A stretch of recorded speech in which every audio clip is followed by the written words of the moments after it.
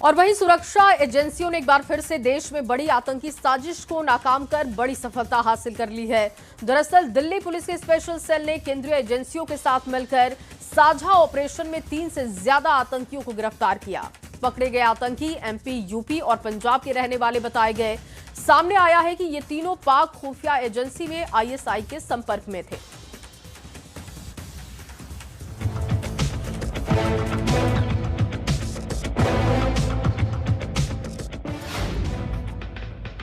देश में आतंकी साजिश पर बड़ा प्रहार।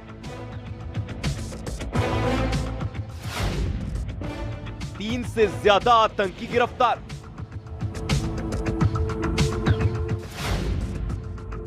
एमपी, यूपी और पंजाब से जुड़े तार। दिल्ली में लाल किले के पास ब्लास्ट के बाद आतंकियों और उनके मददगारों पर देश की सुरक्षा एजेंसियों का ताबड़तोड़ एक्शन जारी है। इसी कड़ी में एक और आतंकी साजिश को नाकाम करते हुए सुरक्षा एजेंसियों को बड़ी सफलता मिली है। 3 से ज्यादा आतंकियों को गिरफ्तार किया गया है। मध्य प्रदेश, यूपी और पंजाब से आतंकियों की गिरफ्तारियां की गई हैं। ये दिल्ली पुलिस और केंद्रीय एजेंसियों का साझा ऑपरेशन था। बताया जा रहा है कि पकड़े गए आतंकी बड़ी साजिश की फिराक में थे। सामने ये भी आया है कि ये सभी आतंकी पाकिस्तानी खुफिया एजेंसी आईएसआई के संपर्क में थे। तीनों पाकिस्तानी आतंकी शहजाद भट्टी के संपर्क में थे। पाकिस्तान नेशनल एक शहजाद भट्टी जो कि गैंगस्टर है, पर आज की डेट में he is working at the behest of intelligence agency of Pakistan. उसने उसके मॉड्यूल को बस्ट किया है और इसमें 3 लोग अरेस्ट किए गए हैं। ये इनमें से एक आदमी जो है वो पंजाब का है, हरगुनप्रीत सिंह 19 साल का। एक आदमी पंजाब का है, हरगुनप्रीत सिंह 19 साल का पंजाब का है। दूसरा आदमी इसमें जो है वो एक प्रजापति है जो कि विकास प्रजापति 19 साल का, ये लड़का दतिया मध्य प्रदेश का है। और तीसरा एक आरिफ है जो कि बिजनौर उत्तर प्रदेश का है। सुरक्षा एजेंसियों ने जिस अंतर्राष्ट्रीय और अंतर्राज्यीय पाकिस्तान समर्थित आतंकी मॉड्यूल का भांडाफोड़ किया है, उसका सरगना पाकिस्तानी आतंकी शहजाद भट्टी है। अब सवाल है कि आखिर शहजाद भट्टी कौन है? शहजाद भट्टी पाकिस्तान की खुफिया एजेंसी आईएसआई से जुड़ा हुआ है और पाकिस्तान के माफिया फारूक खोखर का राइट हैंड है। शहजाद भट्टी का नेटवर्क पाकिस्तान के अलावा दुबई, अमेरिका और कनाडा तक फैला है। शहजाद पर 2024 में अभिनेता मिथुन चक्रवर्ती को धमकी देने के आरोप है और यूट्यूबर रजर संधू के घर पर ग्रेनेड फेंकने का भी आरोप है। शहजाद भट्टी की जेल से लॉरेंस बिश्नोई के साथ तस्वीर भी सामने आई थी। बाद में शहजाद भट्टी और लॉरेंस बिश्नोई में अनबन हो गई।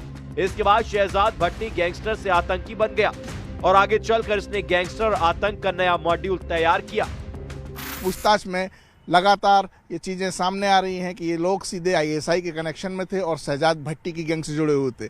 आपको बता दें कि शहजाद भट्टी वही आतंकी है जिससे अभी अनमोल बिश्नोई ने भी अपनी जान को खतरा बताया था। अनमोल बिश्नोई को भारत लाया गया है और वह लॉरेंस बिश्नोई का छोटा भाई है। लेकिन आतंकियों के तार लगातार भारत में और खास करके मध्य प्रदेश में सामने आ रहे हैं। ये एक गंभीर और बड़ी चिंता का विषय है। दिल्ली पुलिस की स्पेशल सेल काफी समय से इसके नेटवर्क पर नजर रख रही थी। फिलहाल सभी से पूछताछ जारी है और आने वाले समय में बड़े खुलासे होने की उम्मीद है। लेकिन एक बात साफ है कि सुरक्षा एजेंसियों की सतर्कता ने देश को बड़े संकट से बचा लिया और एक बार फिर पाकिस्तान की साजिश को बेपर्दा कर डाला। इन गिरफ्तार आतंकियों के phone, laptop, social media accounts भी जांच एजेंसियां खंगाल रही हैं और इनके संपर्क में जो लोग हैं, जो इनके समर्थक हैं, उनकी भी तलाश की जा रही है। इससे उम्मीद की जा रही है कि आने वाले समय में भी और कई गिरफ्तारियां जल्द होंगी। नई दिल्ली से अशरफ काज़मी, न्यूज़ 18।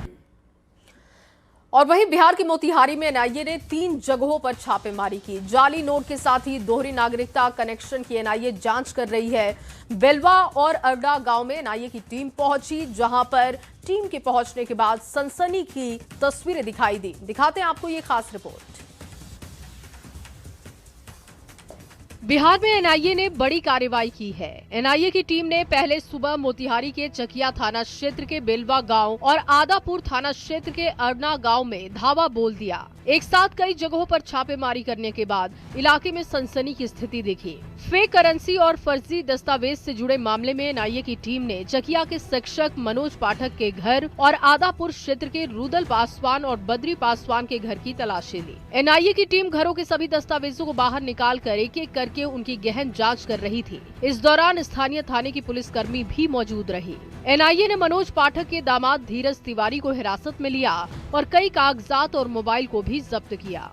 एनआईए की टीम ने आज पूर्वी चंपारण के आदापुर और चकिया में छापेमारी की है और मनोज पाठक के दामाद धीरज तिवारी को एनआईए की टीम ने गिरफ्तार किया। देखिए तस्वीर आपको दिखा रहे हैं, चकिया थाने की तस्वीर है और यहीं पर धीरज तिवारी से आज जो है एनआईए की टीम और पुलिस पूछताछ कर रही है। देखिए जो जानकारी मिली है कि धीरज तिवारी नेपाल का रहने वाला है और वैसी स्थिति में उसने भारतीय कागजात भी उन्होंने बनवाया है, अपना पैन कार्ड बनवाया है, आधार कार्ड बनवाया है और वैसी स्थिति में नेपाल की भी नागरिकता है।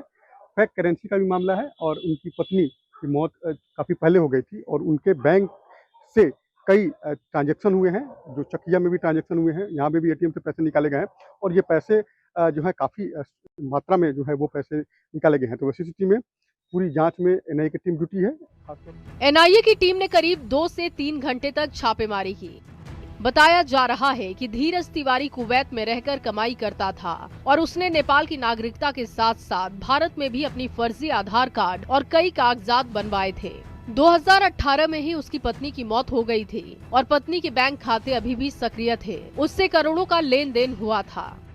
एनआईए की टीम ने एक बैग, दस्तावेज, मोबाइल फोन, आधार कार्ड के साथ साथ कई कागजातों को जब्त किया।